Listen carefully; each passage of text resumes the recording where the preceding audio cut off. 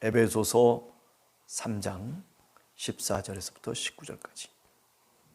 이러므로 내가 하늘과 땅에 있는 각 족속에게 이름을 주신 아버지 앞에 무릎을 꿇고 비노니 그의 영광의 풍성을 따라 그의 성령으로 말미암아 너희 속사람을 능력으로 강건하게 하시며 믿음으로 말미암아 그리스도께서 너희 마음에 계시게 하옵시고 너희가 사랑 가운데서 뿌리를 박히고 터가 굳어져서 능히 모든 성도와 함께 지식에 넘치는 그리스도의 사랑을 알고 그 너비와 길이와 높이와 깊이가 어떠함을 깨달아 하나님의 모든 충만하신 것으로 너희에게 충만하게 하시기를 구하노라.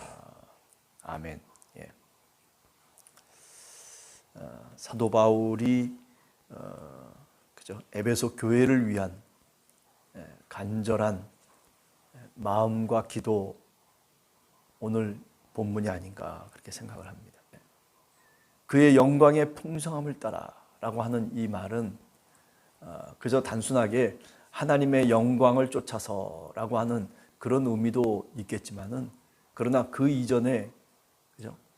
어떻게 그렇게 하나님 아버지께서 영광을 얻을 수 있었느냐라고 얘기한다면 그것은 예수 그리스도의 사건, 구원의 사건을 통해서 십자가에서 우리 죄를 위해 돌아가신 바로 그 주님, 그러나 그 주님이 무덤에만 머물러 있지 아니하고 무덤으로부터 죽은 자들 가운데서 다시 살아나셔서 하나님 보좌 우편에 앉아 계신 그 예수 그리스도 우리의 주님, 그분의 이름을 통해서, 그분의 능력과 희생을 통해서 이렇게 아버지 하나님이 영광을 받으시는 거죠. 부활하셔서 승천하신 것으로만 끝난 것이 아니라 삼위 중에 한 위이신 성령 하나님을 이 땅에 보내주셨다라고 그렇게 얘기하지 않습니까? 요한복음서에서는 그 성령의 이름을 뭐라고 얘기하냐면 보혜사다, 이렇게 이름을 붙이고 있죠. 파라클레토스. 요한복음서에서는 예수 그리스도에게는 어떤 이름을 붙이냐면 로고스라고 하는 이름을 붙이죠. 말씀이라고 하는 그런 이름을 붙여줍니다. 그래서 태초에 요한복음 1장 1절에 보면 말씀이 계셨다. 로고스 아닙니까? 거기 정관사가 붙어 있어요. 더 로고스, 바로 그 말씀. 우리가 믿고 그리고 우리가 알고 있는 바로 그분, 이런 뜻을 갖고 있는 거죠. 무슨 얘기입니까? 예수 그리스도께서 이 땅에 어떻게 오셨고 그분은 누구셨고 또 그리고 이 땅에 살아가면서 어떻게 그분이 살으셨고 그분이 어떻게 세상 속에서 구세주로 우리들에게 나타나셨는지, 그 모든 예수 그리스도의 행적을 다 믿고 알고 있는 사람들에게 말하는 거죠. 바로 그분이 바로 하나님이셨다라고 얘기하는 겁니다. 그의 풍성한 영광을 따라서 그의 성령으로 말미암아 너희 속사람을 능력으로 강건하게 하시오며. 사도 바울의 에베소 교인들을 향한 기도입니다.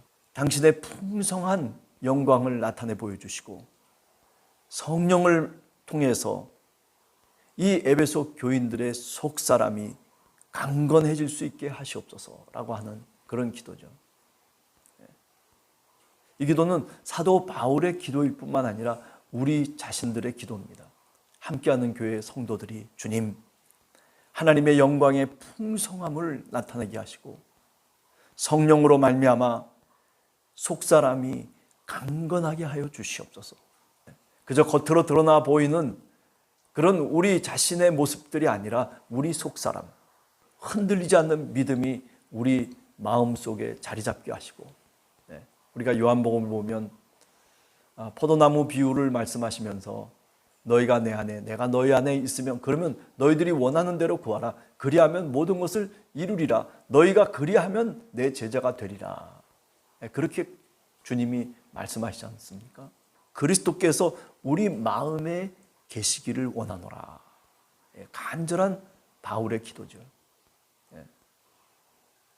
그렇습니다. 여러분과 우리 마음속에 그리스도께서 성령으로 말미암아 함께 하시고 계시다라고 하는 그런 믿음을 가지시기 바랍니다.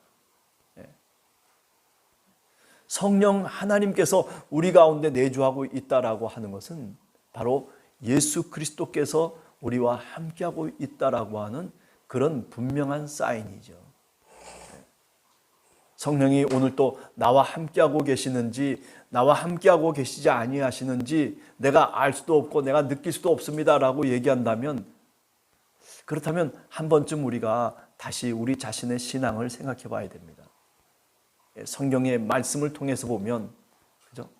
우리의 감정과 느낌이 아니라 성경의 말씀에 의거해서 생각해 보면 당연히 예수 그리스도를 믿는 우리들의 마음과 심령 속에 누가 같이 하시는 겁니까? 성령이 함께 하시는 거예요. 그래서 그 성령을 통해서 아바 아버지라고, 하나님을 향해서 아버지라고 오늘 또 부르고 있다라고 그렇게 분명하게 성경은 말씀하고 있습니다. 우리가 다 하나님의 자녀가 되었다라고 얘기합니다. 요한복음 1장 12절에 나오는 말씀처럼 그의 이름을 영접하는 자, 곧 그 이름을 믿는 자들에게는 하나님의 자녀가 되는 권세를 주셨다라고 얘기하고 있습니다. 예수 그리스도의 이름을 믿는다라고 하는 게 뭐겠습니까? 그것은 예수님의 삶이 우리의 구원의 삶이었었고, 그 예수님의 놀라우신 은혜가 오늘 우리들에게 함께함으로 인해서 우리가 하나님의 자녀가 되었다라고 하는 그런 고백 아니겠습니까? 그런 점에서 오늘 여기 얘기하는 것처럼 그리스도께서 너희 마음에 계시기를 원하노라.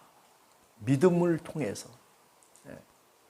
오늘 또 주님 저희들에게 믿음을 주셔서 그리스도 예수께서 우리의 삶 속에 주님이 되게 하시고 우리를 다스릴 수 있는 그런 성령의 능력으로 우리가 오늘 하루도 살아가게 하여 주시옵소서. 성령께서 충만하게 우리 가운데 역사하실 수 있도록 내가 믿음을 더욱더 굳건하게 확신하며 살아갈 수 있는 그런 오늘 하루가 되시기를 간절히 축원합니다. 그 다음에 뭐라고 사도 바울이 얘기합니까? 너희가 사랑 가운데서 뿌리 박히고 터가 굳어지기를 원하노라. 믿음의 터가, 사랑의 터가, 교회의 터가 굳어지기를 원하노라. 무엇을 통해서? 사랑 가운데서. 너희가 서로 사랑하라는 거죠. 그리스도께서 우리들에게 주신 그 사랑의 은사가 깊이 믿음의 뿌리를 내리고 어디에? 우리 마음 속에, 우리 교회 속에. 그래서 그 터가 굳건하게 흔들리지 않고 어떤 진진이 일어나고 어떤 강풍이 불어와도 흔들리지 않는 터가 되게 하여 주시옵소서라고 하는 거죠. 여러분 오늘 하루를 시작하면서 주님 이런 기도를 우리가 좀 하면서 출발하면 어떨까라는 생각을 해봅니다.